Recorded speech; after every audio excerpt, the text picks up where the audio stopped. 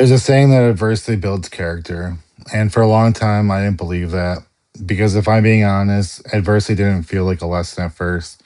It felt like a weight. It felt unfair. And at times, it felt overwhelming. But looking back now, I can say this with complete confidence: adversity has been the greatest motivator, the greatest teacher, and the greatest sense of purpose I could have ever asked for.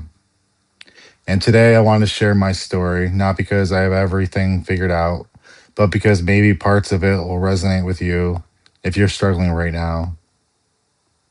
So I didn't grow up in the most ideal situations. I wasn't surrounded by stability or consistency. I grew up around mental health issues. I spent time in the foster care system and school. I wasn't good at it at all. High school was definitely a struggle for me. I barely graduated, and instead of walking across the stage with my classmates, I had to graduate in the summertime. That alone messes with your confidence. It plants a seed in your head that always says, maybe I'm just not good enough. And unfortunately, that wasn't the last time I felt that way. So I tried to join the army and I went to basic training and I failed at that the first time. And after that, it felt like nothing really clicked for years. I wasn't moving forward, I wasn't building anything. And during that time, I experienced more loss than most people experience in a lifetime. I lost my twin brother, I lost my mom, and I lost all my grandparents. I also lost two uncles.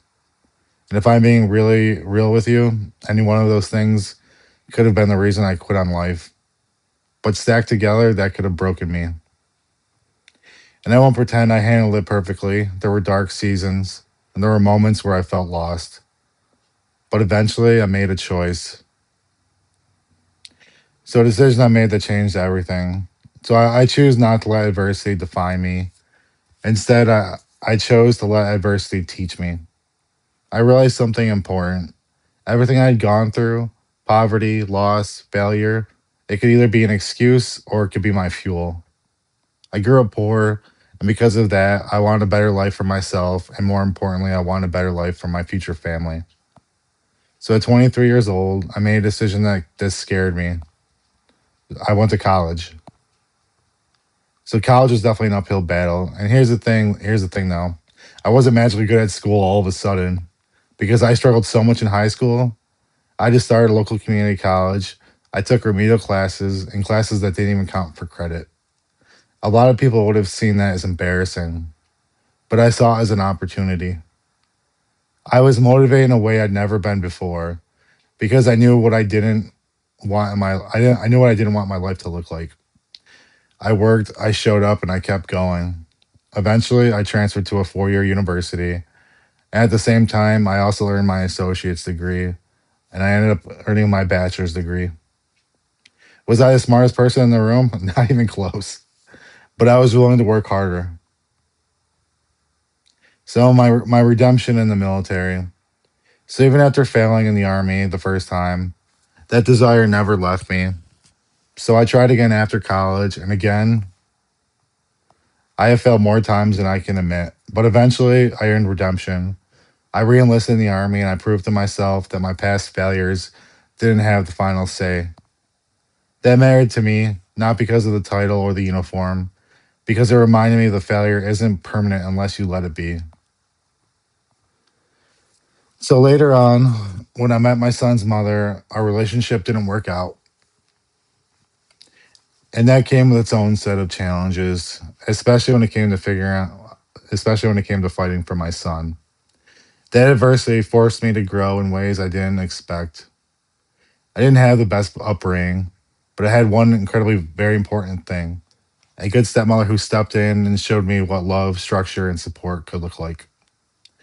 Because of that, I made a promise to myself to be the best dad I could possibly be. Adversity didn't make me bitter, it made me intentional. So here's what I want you to hear clearly. Your past does not define who you are. Not where you came from, not your failures, not even the season you're in right now.